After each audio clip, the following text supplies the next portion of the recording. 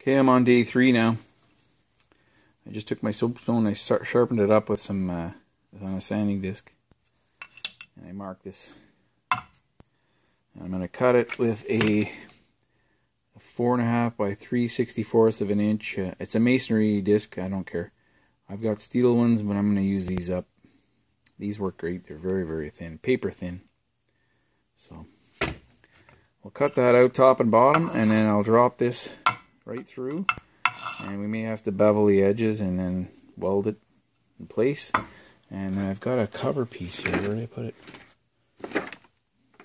Oh, there it is. This will go on top, and there should be enough room for this, because the original bushing stuck out about 3/8 of an inch, so that's 3/8. I wanted to go with 1/2 inch, but I think it's safer to go with 3/8, and I won't run out of thread on my bolt. I'm going to reuse the original bolt. Okay, I'll cut that and I'll show you what I got. Okay, that's what I'm after. That's a solid block of steel going right through from side to side. And I just got to clean off that paint and see that? So give that a little weld. I'm going to V it out a little bit, and we'll weld it. And then this piece goes on top, like that. It's got to go on this side too. I marked it plate over here, plate, all over the place in case it gets rubbed off. Over. Clean that off, weld it on. This piece will be done then. I might give it a little paintbrush, and that'll be ready to go back on. I still have to build up these worn out parts here. Once I get the center all welded back together, I'll do this. And that should be nice, you know. Got ourselves a fully repaired piece here, better than the factory original.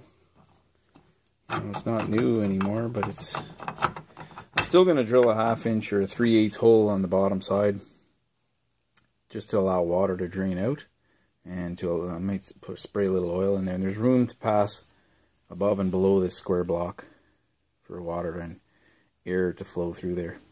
So let me weld that in and come back. I cranked up the heat because that's a solid piece of steel. So let's get this done. I think I got a little too much heat, but we'll see. Yeah, it's a little too hot.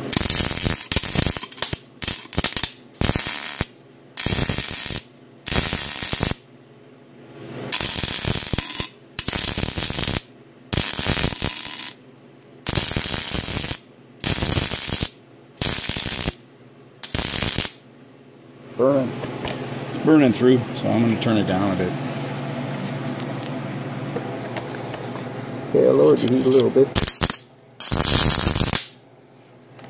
Come on, baby. Let's see it burning.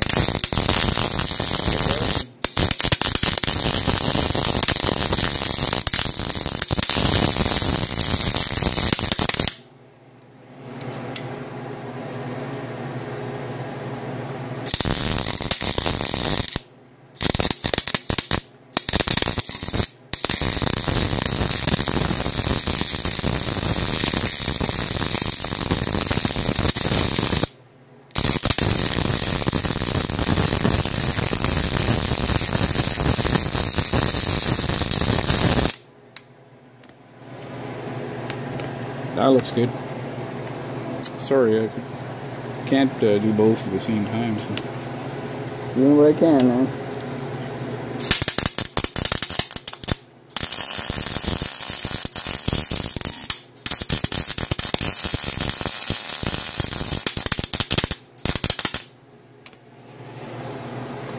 There we go, one side's done. I got to do the other side. I'm going to grind it flat. You know, I could have cut that hole with the torch, but ideally a plasma cutter would have been the best. I went through a whole cutting disc, but I think it's worth it because it's a nice clean hole. And if I went a little too large, I could have beveled this, but it was pretty tight fitting, so I beveled this square tube side. So I had that option. This is pretty solid stuff. You won't burn through that, but I'm joining something really solid, very thick metal to a very thin rusty piece, so it's kind of tricky to weld that. Well, we'll do the other side and grind it flat and see what it looks like. Okay, side 2 is done. Now I'll clean up that weld and I'll mount that. That's next.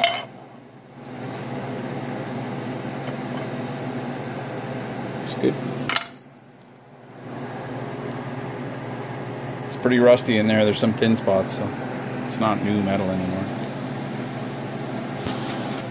There we go. It's tacked on, and I like using the MIG.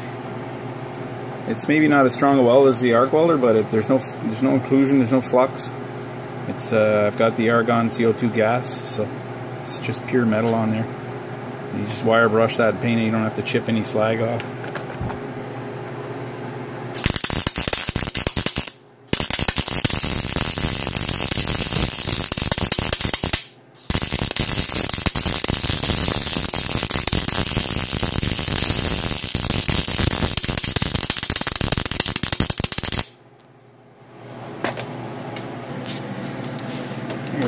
Last pass.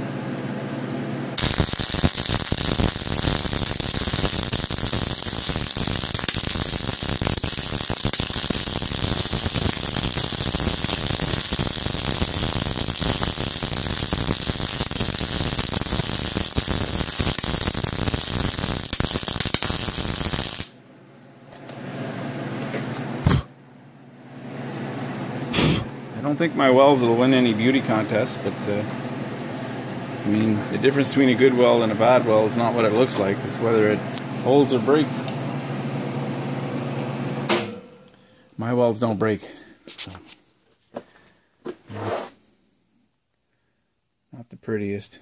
I'm not a welder by trade, but I'm happy with that. That's way stronger than it used to be. A little paper thin bushing in there. Just the other plow I have, it's maybe plowed a couple of years less than this one has, and it's got some cracks in it too, so it will have to be done eventually, but for now I'm not going to do anything to it. So I'm going to clean this up, wire brush it, sand it, and we'll get in there and we'll raise that up. That's, because this center part had so much wear and play and there was movement there, I think these ends wore out because of that. And I think if that center was fixed a couple of years ago, beefed up and this metal plate and so on, it would have held the two pieces together. And these blocks out here, just they allow the plow to swivel up and down, down and up on each corner. And I think it's just a guide to allow it a certain amount of travel. Maybe there's 4 inches of travel. And it's not meant to hold the whole plow, that little end piece. It's just a pivot point for it to, and I think all the weight of the plow was pushing against this. When pushing forward, it was pushing on this side, and then when backing up, it was pulling on this part. And that's why there's so much wear here. The other plow I have, there's no wear at all here. It's just like the day it came out of the factory. And I'll do that and I'll show you what I get. That plow should have been ready before now. They were calling for snow yesterday, and sure enough we got a good, there's one of my salt box. There's a good inch on there. They set up to 5 to 10 centimeters, which is, we're in the Great White North here, and that's 5 centimeters is 2 inches. So 10 centimeters would be 4 inches of snow. That's unusual before Halloween, but we did get a little bit. So thanks for watching, and don't be shy to subscribe and give me a thumbs up. And thank you.